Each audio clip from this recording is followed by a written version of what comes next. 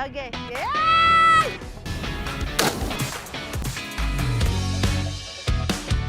Sa loob ng 15 taon, iba't ibang magagandang beaches na ang ating napuntahan.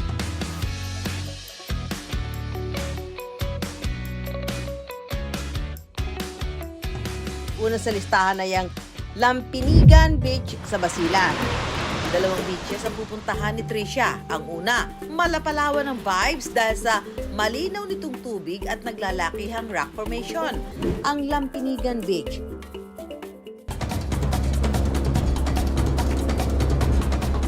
Hello mga ka-Wonder! Ngayon nandito po tayo sa Lampinigan Beach. Isa po ito sa beaches na pinagmamalaki ng Basilan.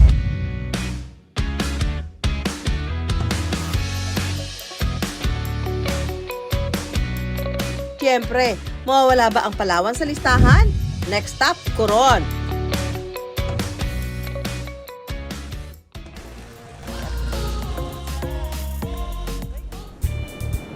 Sa pagtapak namin sa dalampasigan ng isla, bumungad sa amin ang maputing buhangin at asul na karagatan. Ang Malcapuya talaga namang makapigil hininga, ang ganda. Boracay Sand din to. Hindi ho ito masyado pang crowded. Hindi pa ho ganun karami yung tao na nagpupunta dahil nga ho ngayon pa lamang parang nalalaman o na nakikilala itong lugar na yon na ito. Wala pa nga ho kuryente dito eh. Ngayon kung gusto niyo mag-overnight dito, mga cottage lang, pwedeng tent. Come on, let's go swimming.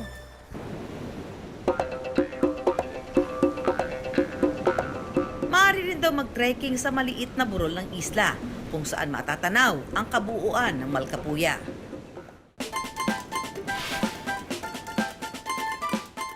Pero bukod sa kagandahan ng isla, isa pang ibinibida ng Malcapuya, ang sikat daw nilang buko vendor, si Mang Chris. Are you from? Portugal. Buenas tardes, amiga. Hindi lang kasi siya basta nagbebenta ng sariwang sabaw ng buko, kundi may libre pang pagpapatawa sa mga turista. Sa mukha pa lang, baka mabuga mo raw ang iniinom mo sa katatawa. Sunod ko naman dinayo ang isa sa ipinagmamalaking sandbar ng Northern Palawan, ang Ditaytayan Beach. Ang Ditaytayan Island ay isa lamang sa mga isla sa Culion na mayroong sandbar.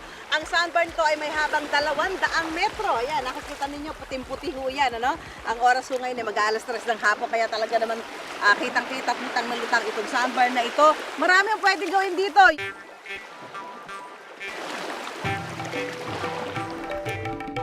Hindi natin palalampasing bisitahin ng Lakawon.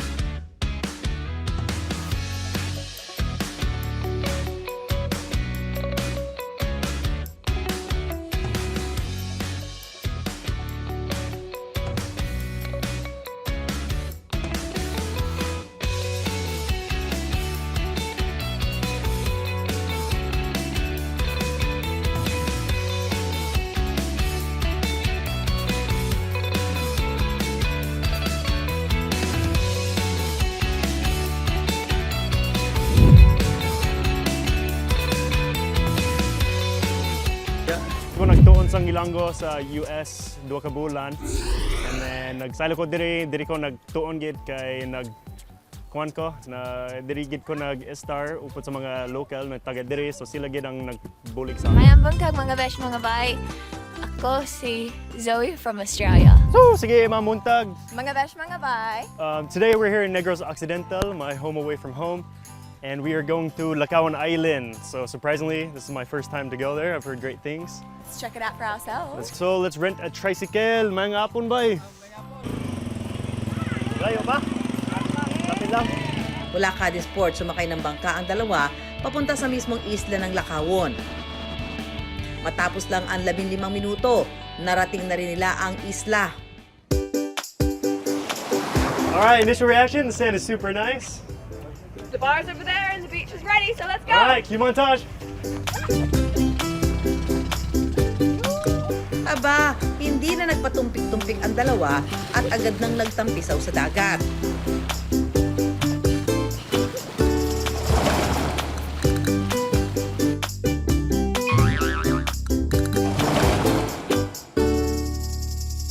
There's more! Balikan natin ang underground playground sa Siquijor.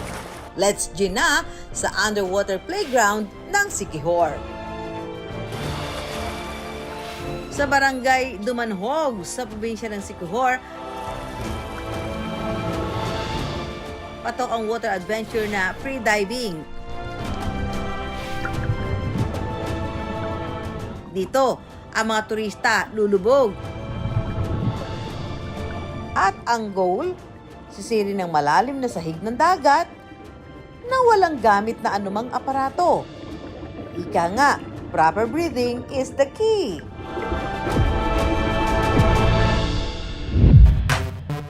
Next naman, ang mga cube na ito na mala obstacle course. Sumakses din kaya?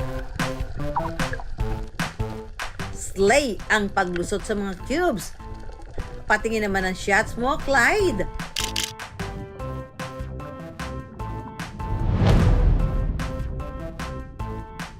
As a videographer po is, lalo na pag marami, wala gaanong relaxation time. Kahit kumakabog pa yung dibdib mo, is need mo bumaba para sa client na bumaba na.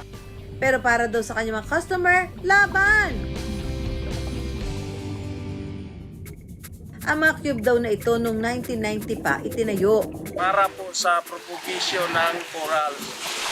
At binuo po yan ng CBRP, isang sangay po ng DNR. Sila po ang naglagay kasama po yung mga fisherman. Kalaunan, ang mga ito naging atraksyon at dinagdagan ng swing. Hindi magpapahuli siyempre ang Sugikay Beach sa Bulalakaw, Oriental, Mindoro. Ang una namin pupuntahan ang Sugikay Island. Para marating ang isla, bumiyahe muna kami patungo sa katimugang bahagi ng Oriental Mindoro, ang bayan ng Bulalakaw. Mula Barangay Bangkal, sumakay kami ng bangka patungo sa mismong isla. At makalipas lang ang humigit kumulang 10 minuto, narating na namin ang Sugikay Island. Tinawag na Sugikay ang isla dahil sa dami raw ng matatagpuan ditong isang uri ng shell kung tawagi sigay. Kabilang ito sa tinatawag na Las Islas Hermosas o The Beautiful Islands na ipinangalan ng mga Espanyol na nanakop noon sa Mindoro. Kabilang din dito ang Buyayaw Island at Karambingan Island sa maputing buhangin at malinaw nitong tubig. Hindi katakatakang napabilang ang Sugikay Island sa grupo ng mga islang ito. Ang maganda pa, hindi pa dagsa ang mga turista rito kaya napapanatili pa ang ganda ng isla. May ilan lamang mga kubo kung saan pwedeng rentahan sa halagang 350 pesos. Makalipas ang 15 minuto, bumungad na sa amin ang ganda ng Tambaron Island, isa ring natatagong paraiso sa Oriental Mindoro.